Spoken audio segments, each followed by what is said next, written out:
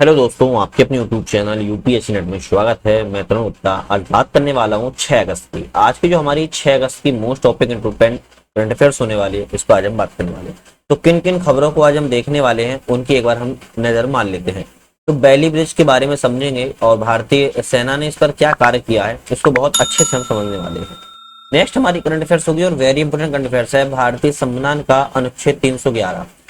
अनुच्छेद 311 आर्टिकल 311 क्या है और ये किसमें लाभ है और इसमें क्या वर्तमान में ऐसा आ चुका है खबर में कि इसलिए ये न्यूज में बना हुआ है। तो इसके बारे में बहुत ही डिटेल से समझने वाले हैं और इसको समझने के बाद फिर आपको किसी और चीज को इसके बारे में समझने की आवश्यकता नहीं पड़ने वाली है। नेक्स्ट होंगे हमारी टाइफून के वाहन क्या होते हैं। बगाटा जनजाति, अब ये बगाटा जनजाति कहाँ की है और इनका क्या संबंध है इसके बारे में समझेंगे। मुख्यमंत्री मैया सम्मान योजना, ये झारखंड के मुख्यमंत्री की योजना है और इसका क्या उद्देश्य है, किसको लाभ होता है इसके बारे में समझेंगे। और हमारी फिर कुछ होंगी अन्य खबरें। तो यहाँ पर आज हम बात करने वाले हैं जो द हिंदू की न्यूज की एनालिसिस होने वाली है खबरों की, उस पर हम एक नजर मारने वाले हैं। तो जल्दी से चैनल पे नए हो सब्सक्राइब कर लीजिए, वीडियो पसंद आए लाइक कीजिए, शेयर कीजिए। साथ में हमारा ऐप आ चुका है जिसके डिस्क्रिप्शन में लिंक है, नट लर्निंग ऐप नाम है और लिंक के माध्यम से आप लोग डाउनलोड कर सकते हैं इस ऐप को। और अगर आपको इस एग्जाम्स की या किसी भी एग्जाम्स की पीडीएफ डाउनलोड करना है तो आप हमारे ऐप से साथ साथ में टेलीग्राम चैनल से भी आप लोग डाउनलोड कर सकते हो, ध्यान रखिएगा। तो हम चलिए खबर पर चलते हैं। पहले तो बैली ब्रिज क्या है, बैली ब्रिज के बारे में हम समझते हैं कि बैली ब्रिज क्या बना हुआ है। तो भारतीय सेना ने मद्रास के इंजीनियर समूह और मद्रास सैपर्स ने एक बैली ब्रिज बनाया हुआ है। कहाँ की बनाया है? भारतीय सेना ने बनाया है। भारतीय सेना के कौन है? मद्रास के इंजीनियर और मद्रास सैपर्स के समूह ने बना हुआ है। जो भूस्खलन से सबसे ज्यादा प्रभावित स्थलों से एक मुंडकई गांव तक पहुंचने के लिए चूरल माला में गठित किया गया था। आपको पता होगा कि अभी भूस्खलन बहुत ज्यादा आ रहे हैं, अलग अलग राज्यों में भूस्खलन आ रहे हैं और उसी को भूस्खलन को प्रभावित जो स्थल थे उन प्रभावित स्थलों पर इस ब्रिज के माध्यम से बहुत जल्दी स्पीड से बन जाता है। ये ब्रिज बहुत स्पीड से पोर्टेबल ब्रिज होता है और ये बन जाता है और इस ब्रिज के माध्यम से गांव तक पहुंचा जा सके, इसलिए इस ब्रिज का निर्माण किया गया है। अब बैली ब्रिज के बारे में समझते हैं। तो एक प्रकार का मॉड्यूलर ब्रिज है जिसमें हिस्से पहले से बने होते हैं, मतलब कि पोर्टेबल है तो इसमें पहले से क्या होते हैं, जो हिस्से हैं उसके पार्ट हैं वो बने होते हैं ताकि उन्हें कम से कम समय में निर्माण की आवश्यकता हो और जरूरत पड़ने पर जल्दी से इनको जोड़ा जा सके। तो वही मैं आपसे कह रहा हूँ, पोर्टेबल ब्रिज है, अलग अलग खंडों में होता है, ट्रक के माध्यम से या भी किसी चीज के माध्यम से लोड होके आता है और फिर उसको बाद में एक रख के इसको जोड़ दिया जाता है और फिर यह ब्रिज के रूप में बन जाता है। इसकी उत्पत्ति कहां से हुई? तो अमेरिकी सेना के इंजीनियर स्कूल के मैनुअल में उल्लेख किया गया है और बैली ब्रिज की उत्पत्ति युद्ध के दौरान हुई थी। आपको पता होगा जो वॉर होते हैं उन वॉरों में ही ऐसी उत्पत्ति की जाती है। इसका विस्तार एक अंग्रेजी सिविल इंजीनियर डोनाल्ड कोलमैन बैली ने द्वितीय विश्व युद्ध के समय हुए, जो कि 1939 से 45 के दौरान चला था दूसरा विश्व युद्ध। उस समय ही इस अंग्रेजी सिविल इंजीनियर था डोनाल्ड कोलमैन, इनके द्वारा की गई थी और इस इंजीनियर का पूरा नाम था डोनाल्ड कोलमैन बैली और इसी बैली के नाम पर ही बैली ब्रिज का निर्माण कर दिया गया। बैली ब्रिज का जो कार्य है वो कैसे करता है? तो बैली ब्रिज पहले से बने हिस्सों में बड़े पेंच जैसी वस्तुएं और पिन के माध्यम से जुड़े हल्के स्टील पैनल वाले शामिल होता है। बड़े बड़े जो क्या होते हैं, बड़े बड़े हिस्से होते हैं, उन बड़े बड़े हिस्सों को किससे जोड़ता है? एक पेंच से जोड़ता है, एक पिन से जोड़ता है और ये जोड़ने की जो प्रक्रिया होती है थोड़ा सा सरल होती है, इसलिए ये बस ले जाने में प्रॉब्लम आती है, वहां जोड़ने में प्रॉब्लम इसमें नहीं आती है। ये जो पुल है वो रेलिंग को स्थापित करने में मदद करता है। दोनों तरफ रेलिंग के माध्यम से जो श्रमिक होते हैं वो पुल को डेक या पथ बनाने के लिए बीम लगाते हैं। जैसे कि आपने यहाँ पे देखा होगा, दोनों तरफ क्या है? दोनों तरफ रेलिंग है और इस रेलिंग के माध्यम से ये खड़ा रहता है परमानेंट। सभी बीम इस तरह से बनाए गए हैं कि वे स्थिरता और सुनिश्चितता के साथ रेलिंग पर लॉक हो जाएं, मतलब कि एक दूसरे में फंस जाते हैं। उसके बाद पुल को आगे बढ़ाया जाता है और हल्का होने से इसमें गतिशीलता भी होती है। इसमें कोई भारी स्थापना आवश्यकता की नहीं होती है। आपदा राहत स्थितियों से आदर्श है ये। आपको पता होगा जो भी आपदा आती है उस आपदा से निपटने के लिए ये पुल बहुत आवश्यक है। मान लो अगर एक गांव में अगर आपदा आ गई है और आपको यहाँ से जाना है और यहाँ पर नदी चल रही है तो कैसे जाएंगे? तो इसका ही निर्माण करके हम उस गांव तक पहुंच सकते हैं। तो इसलिए ये आपदा की स्थिति में बहुत इंपॉर्टेंट है, क्योंकि छोटे भाग से होते हैं, ऐसे ट्रकों में ले जाया जा सकता है और युद्ध के दौरान भी इसका उपयोग किया जा सकता है। बहुत छोटे छोटे पार्टों में बटा होता है और ये कहीं भी पोर्टेबल है, सीधी बात है, पोर्टेबल है, तो इसको बस जोड़ना होता है, एक दूसरे कड़ी से जोड़ना होता है, उस तरीके से इसको कहीं भी ले जाकर इसका निर्माण करके फिर किसी भी क्षेत्र में कार्य इसके बारे में किया जा सकता है। तो युद्ध के क्षेत्र से, आपदा के क्षेत्र से, बाढ़, भूस्खलन इत्यादि के क्षेत्रों में इसको किया जा सकता है और बहुत ही मोस्ट इंपोर्टेंट है, इसको ध्यान रखिएगा। तो यहाँ पे 2-3 फैक्ट आपको ध्यान रखना है। कौन कौन से फैक्ट याद रखने हैं उसको देख लो। सबसे पहले तो बैली ब्रिज क्या है, तो इसका निर्माण एक बैली ब्रिज है। इसका निर्माण किसने किया था, तो इसका निर्माण डोनाल्ड कोलमैन बैली के द्वारा किया गया था। भारत में किसने किया है, तो मद्रास इंजीनियर्स के समूह और मद्रास सैपर्स के द्वारा किया गया है। और एक कैसा है, एक मॉड्यूलर ब्रिज है, कैसा है, मॉड्यूलर ब्रिज है, और एक तरीके से आप कह सकते हो पोर्टेबल है। कैसा है, पोर्टेबल ब्रिज है, ध्यान रखिएगा, ठीक है। तो इसको कहीं से भी कहीं ले जाया जा सकता है। मद्रास सैपर्स के बारे में समझते हैं। मद्रास सैपर्स भारतीय सेना के इंजीनियर कोर का एक इंजीनियरिंग समूह है, जिसकी उत्पत्ति ब्रिटिश राज के तत्कालीन मद्रास प्रेसिडेंस सेना के माध्यम से हुई थी। इस रेजिमेंट का मुख्यालय कहाँ है, बेंगलुरु कर्नाटक में इसका मुख्यालय है, ये भी ध्यान रखना है। क्यों बता रहा है मद्रास सैपर्स के बारे में, क्योंकि इस समूह ने बनाया है, तो कहीं ना कहीं इस समूह से भी एग्जाम में अगर क्वेश्चन आए तो आप बता सकते हो भारतीय सेना के इंजीनियर कोर का एक इंजीनियरिंग समूह है। मद्रास सैपर्स मद्रास प्रेसिडेंट सेना की एकमात्र रेजिमेंट थी जो 1862 और 1928 के बीच में पुनर्गठन से बच गई थी, ध्यान रखिएगा। आज का हमारा very very very important topic भारतीय संविधान का अनुच्छेद 311। मैं आपसे फिर से कह रहा हूं, वेरी वेरी इंपोर्टेंट टॉपिक है भारतीय संविधान का अनुच्छेद 311। आर्टिकल 311 क्या है इसके बारे में समझते हैं। जम्मू और कश्मीर के उपराज्यपाल ने हाल ही में संविधान के अनुच्छेद 311 का इस्तेमाल करते हुए 6 सरकारी कर्मचारी की सेवाओं को समाप्त कर दिया। फिर से कह रहा हूं, वेरी इंपोर्टेंट है और बहुत अच्छे से समझना है। क्यों अच्छे से समझना है, क्योंकि डिटेल है बहुत ज्यादा बड़ी, देख सकते हो आप, अलग अलग खंडों में इसको मैंने बांटा है, तो इसलिए थोड़ा सा उसको धीरे से समझना है, आराम से। तो जम्मू कश्मीर के उपराज्यपाल थे, उपराज्यपाल ने क्या है, सरकारी कर्मचारियों को उनकी सेवाओं से समाप्त कर दिया है। किस संविधान के तहत, तो अनुच्छेद 311 के तहत। अब अनुच्छेद 311 क्या है इसके बारे में समझते हैं। तो अनुच्छेद 311 में किसी सरकारी कर्मचारी को बर्खास्त करने, पद से हटाने, पद में कमी करने पहले अपनाई जाने वाली प्रक्रिया और सुरक्षा उपाय बताए गए हैं। किसमें, अनुच्छेद 311 में। अगर किसी सरकारी कर्मचारी को बर्खास्त करना है, उसको पद से हटाना है, तो उस सारी प्रक्रियाओं को अनुच्छेद 311 में बताया गया है। सरकार के द्वारा मनमानी कार्रवाई के खिलाफ एक ढाल के रूप में कार्य करता है और यह प्राकृतिक न्याय के सिद्धांतों को कायम रखता है। अनुच्छेद में यह भी कहा गया है, किसी भी सरकारी कर्मचारी को बर्खास्त नहीं किया जा सकता, हटाया नहीं जा सकता, पद में कमी नहीं की जा सकती, सिवाय एक जांच के जिसमें उन्हें उनके खिलाफ आरोपों के बारे में सूचित किया गया या खुद का बचाव करने का उचित अवसर भी दिया गया हो। ध्यान रखना है, किसी भी सरकारी कर्मचारी को अनुच्छेद में कहा गया है, आर्टिकल 311 में, किसमें कहा गया है, आर्टिकल 311 में कहा गया है कि किसी भी सरकारी कर्मचारी को बर्खास्त नहीं किया जा सकता, हटाया नहीं जा सकता, पद में कमी नहीं की जा सकती, जब तक कि जांच नहीं की गई हो, आरोपों के खिलाफ जो प्रक्रिया है, उस प्रक्रिया में उसको खुद को बचाव का अवसर न दिया गया हो, तब तक नहीं हटाया जा सकता। अनुच्छेद 311 के तहत किसी सिविल सेवक को उसकी सेवाओं से केवल उस प्राधिकारी द्वारा हटाया जा सकता है जिसने उसकी नियुक्ति की है। बात कर रहा है कि सिविल सेवक की बात कर रहा है, सिविल सर्वेंट की बात कर रहा है कि सिविल सर्वेंट को तभी वही अधिकारी हटा सकता है जिसने उसकी नियुक्ति की थी, उसके अलावा कोई नहीं हटाया जा सकता है। या कोई अन्य व्यक्ति जिसके पास नियुक्ति प्राधिकार के समान अधिकार का पद हो, तभी हटाया जा सकता है, उससे छोटा हो कोई नहीं हटाया जा सकता है। अनुच्छेद 311 में 2 आधारों पर सरकारी कर्मचारियों की बर्खास्तगी, हटाने और पद में कमी करने का प्रावधान किया गया है। तो अनुच्छेद 311 में 2 प्रावधान कौन कौन से बताए गए हैं, समझते हैं दोनों। पहला प्रावधान है सरकारी कर्मचारी की कार्य कुशलता। यदि कर्मचारी का प्रदर्शन, आचरण असंतोषजनक या सरकार के कुशल कामकाज के लिए हानिकारक होता है, तब उसके खिलाफ कार्रवाई की जा सकती है।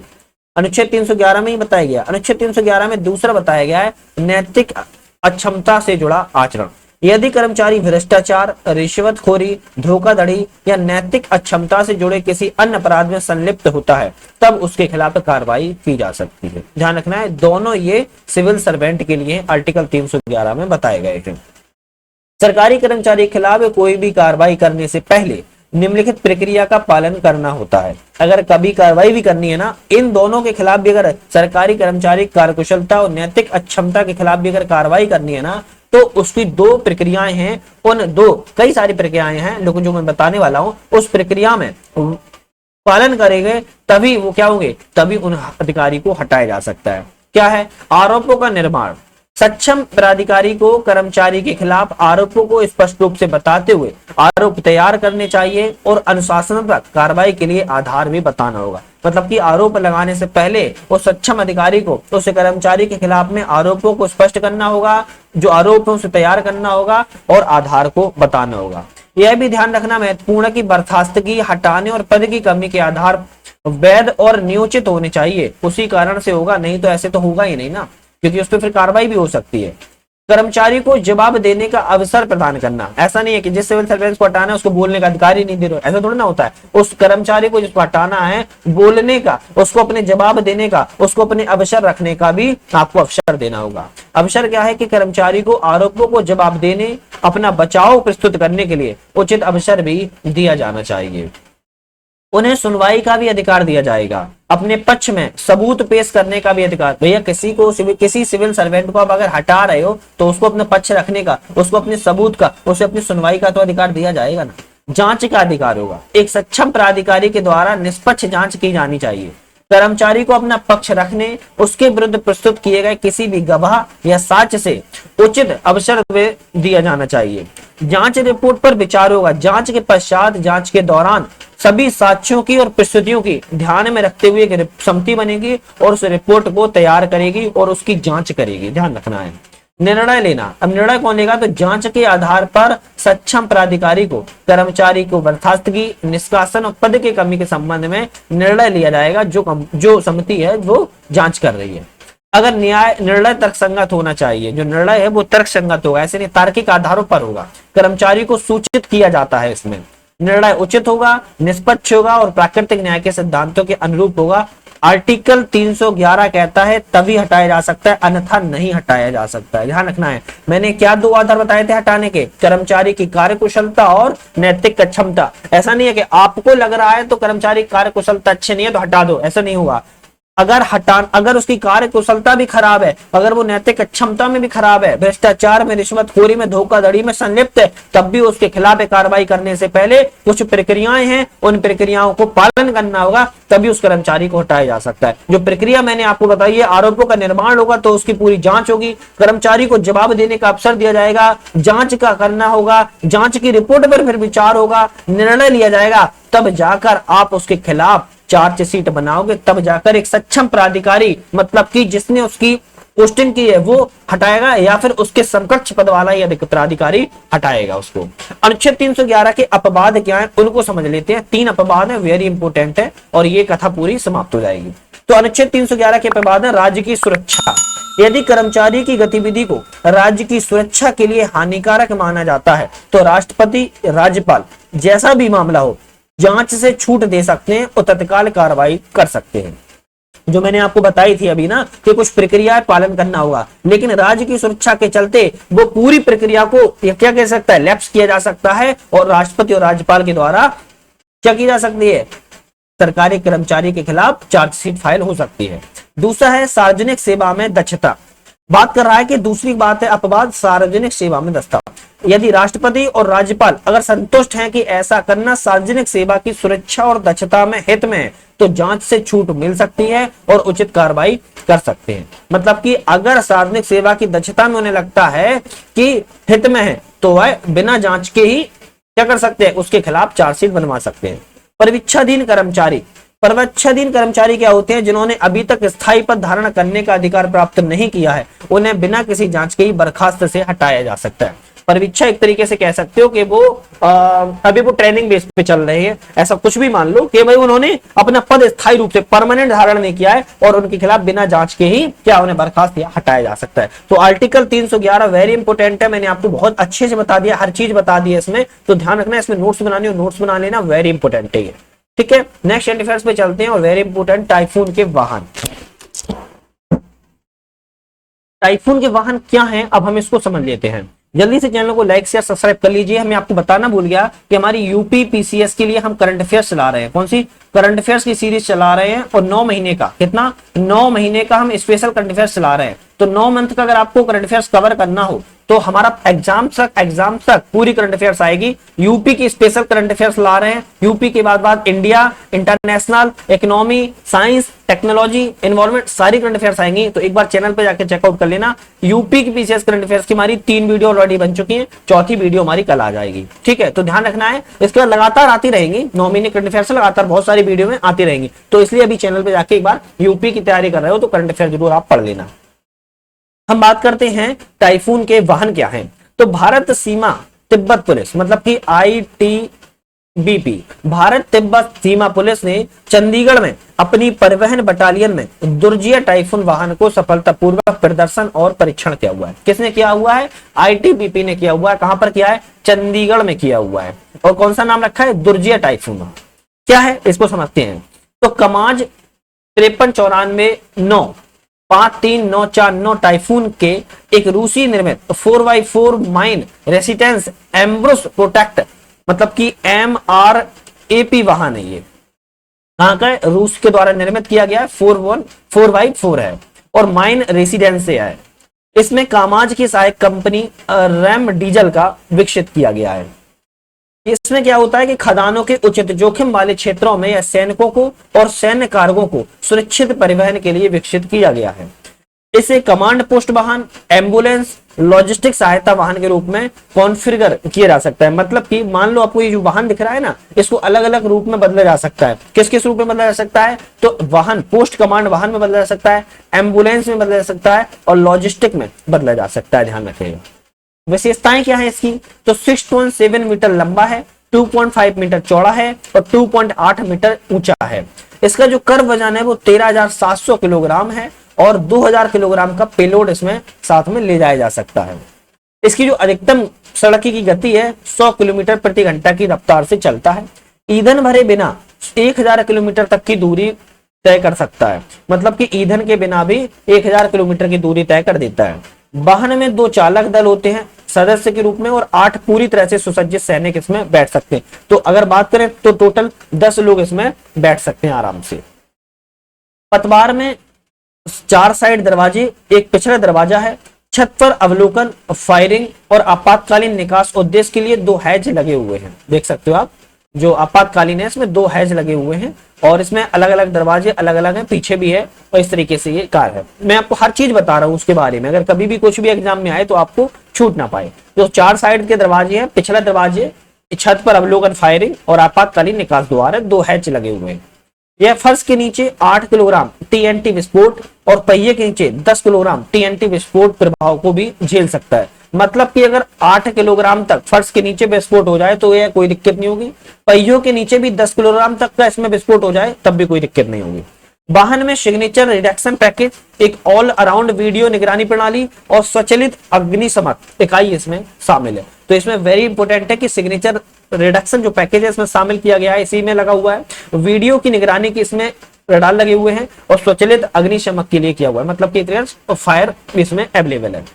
एक स्थिर रिमोट से नियंत्रित हो सकता है। हथियार स्टेशन से सुसज्जित किया जा सकता है और जो हथियार एक रिमोट से नियंत्रित होने वाला जो हथियार स्टेशन है उसके माध्यम से ही भारी मशीन गन से भी इसको लैस किया जा सकता है। मतलब कि इसको एक जगह बैठकर इसको पूरा रिमोट किया जा सकता है। ध्यान रखिए। तो टाइफून वाहन वेरी इंपोर्टेंट है भारत के लिए।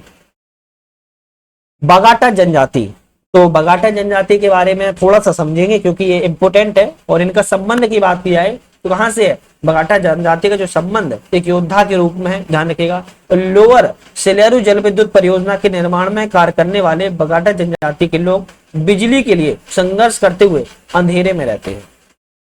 लोअर सेलेरू जल विद्युत परियोजना के निर्माण कार्य करने वाले जो बगाटा जनजाति के लोग हैं, खुद बिजली के संघर्ष करने के लिए अंधेरे में रहते हैं। सोचिएगा, बगाटा जनजाति के बारे में, जनजाति अपने समुदाय के नाम से ही ऐतिहासिक उत्पत्ति का हवाला देते हैं।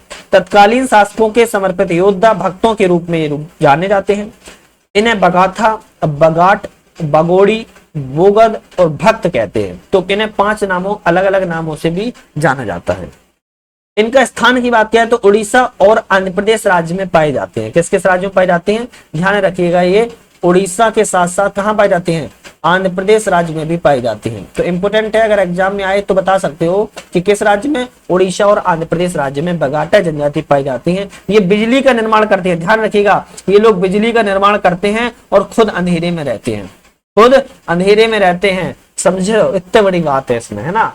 और त्योहार की बात की जाए अगर इनके हम, तो ढिमसा इनका प्रमुख त्योहार है जो कि नृत्य के रूप में किया जाता है।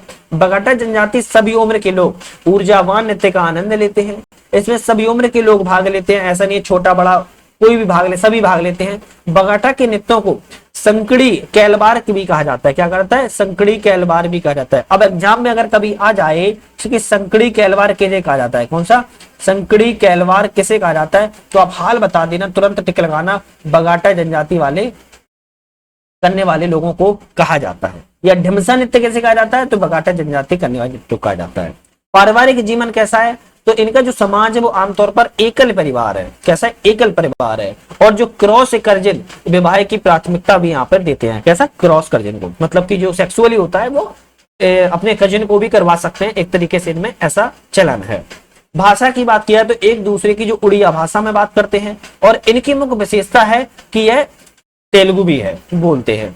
स्थानीय बोली आदिवासी उड़िया बोलते हैं, तो मतलब कि ये उड़िया भाषा बोलते हैं स्थानीय रूप में, लेकिन जो मुख्य भाषा इनकी तेलुगु है, क्योंकि ये आंध्र प्रदेश और उड़ीसा से इनका संबंध है। बगाटा जनजाति ने अपने दैनिक जीवन की आवश्यकताओं को पूरा करने के लिए खेती पैसा को अपना लिया, किसको, एग्रीकल्चर को अपना लिया है, ध्यान रखिएगा। ये अपने परिवार और आदिवासी देवताओं के अलावा हिंदू देवी देवताओं की भी पूजा करते हैं। मतलब कि जो इनको परिवार में जो पूजा करते हैं उनको, और आदिवासियों के अलावा जो हिंदू देवी देवता के क्या है, कह सकते हो कि भगवान है, उनकी भी ये पूजा करते हैं। और इन्होंने जो इनका पेशा अपना लिया है, इन्होंने खेती का पेशा अपना लिया है। और इनकी भाषा मुख्य रूप से तेलुगु है और उड़िया भी स्थानीय रूप से बोलते हैं। मुख्यमंत्री मैया सम्मान योजना, अब क्या है मुख्यमंत्री, तो इनका संबंध किस राज्य से है, सबसे पहले ये समझ लो, जिसको नहीं पता है तो झारखंड साथ से इनका संबंध है। अब झारखंड अगर वाले जो भी देख रहे हो तो झारखंड पीसीएस के लिए इंपोर्टेंट हो सकती है, तो ध्यान रखना है। मुख्यमंत्री मैया सम्मान योजना, तो झारखंड सरकार ने मुख्यमंत्री मैया सम्मान योजना की शुरुआत की है। बारे में समझें तो इसका उद्देश्य है कि महिलाओं को आर्थिक रूप से सशक्त बनाना। किसके रूप में, आर्थिक रूप से। इसके पात्र महिलाओं को क्या बात की जा रही है कि वित्तीय सहायता प्रदान की जाएगी, तभी तो आर्थिक रूप से। भाई आर्थिक में क्या आता है, पैसा आता है, मनी आता है, तो उस मनी के लिए क्या होगा, वित्तीय सहायता होगी, और उससे क्या होगा, जब आएगा तो आर्थिक रूप से सशक्त बनेंगे। इसकी पात्रता की कुछ आयु निर्धारित की गई है, 21 वर्ष से लेकर 50 वर्ष तक की इसमें आयु होनी चाहिए। वार्षिक आय 8 लाख से कम होनी चाहिए। जो इनकी एनुअल इनकम इसमें बताई गई है वो 8 लाख रुपए से कम होनी चाहिए, ये भी ध्यान रखिएगा। पात्र महिला लाभार्थियों को राज्य सरकार बैंक खाते में 1000 रुपए प्रति माह प्रदान किए जाएंगे। तो साल भर में कितने, 12,000 हो गए। योजना के अंतर्गत महिलाओं के नामांकन के लिए 3 से 10 अगस्त तक सभी जिलों की पंचायतों और वार्डों में विशेष शिविर भी लगाए गए हैं। तो झारखंड में बहुत अच्छी योजना है। सभी मुझे लगता है कि सभी वुमेन्स को लेना चाहिए झारखंड की, जिनकी उम्र 21 साल से लेकर 50 साल तक जिनकी उम्र है, उनको साथ में 8 लाख से कम अगर उनकी इनकम है तो वह लाभ ले सकती है। 1000 रुपए प्रति माह इसमें रुपए मिलेंगे आपके बैंक खाते में डायरेक्टली। तो झारखंड की लगभग 48 लाख महिलाओं को इस योजना का लाभ प्राप्त होने वाला है। तो ये योजना क्या नाम है, मुख्यमंत्री मैया सम्मान योजना। तो नाम ही अच्छा रखा हुआ है इन्होंने, बढ़िया है ना। गिरसन गॉर्ज, गिरसन गॉर्ज के बारे में समझते हैं कौन है। तो हाल ही में गिरसन गॉर्ज को केंद्रीय समुद्री मत्स्य अनुसंधान संस्थान का निदेशक के रूप में नियुक्त किया गया। किसके लिए, केंद्रीय समुद्री मत्स्य अनुसंधान संस्थान के लिए। गिरसन जॉर्ज एक प्रमुख मत्स्य शोधकर्ता है और ये केंद्रीय समुद्री मत्स्य अनुसंधान संस्थान में समुद्री जैव विविधता और पर्यावरण प्रबंधन विभाग के पूर्व प्रमुख भी रह चुके हैं। समुद्री मत्स्य अनुसंधान की बात करें तो इसकी स्थापना 3 फरवरी 1947 को की गई थी। इसका मुख्यालय कोची केरल में है और यह कृषि किसान कल्याण मंत्रालय के तहत करता है। कौन से? कृषि किसान कल्याण मंत्रालय तहत कार्य करता है। और एक प्रमुख उष्णकटिबंधीय समुद्री मत्स्य अनुसंधान यह संस्थान है। तो इसकी छोटी सी खबर थी, लेकिन एग्जाम में आए तो बता सकते हो। गिरसन जॉर्ज कौन है? तो इनको केंद्रीय मत्स्य अनुसंधान के लिए निदेशक के रूप में नियुक्त किया गया। तो आज यहाँ पर मैंने मेन टॉपिक पर बात की है, जो मेन टॉपिक्स पर बात की है वेरी इंपोर्टेंट थे। उम्मीद है आपको सारा सेशन पसंद आएगा। वीडियो पे बने रहने के लिए आपका बहुत बहुत धन्यवाद।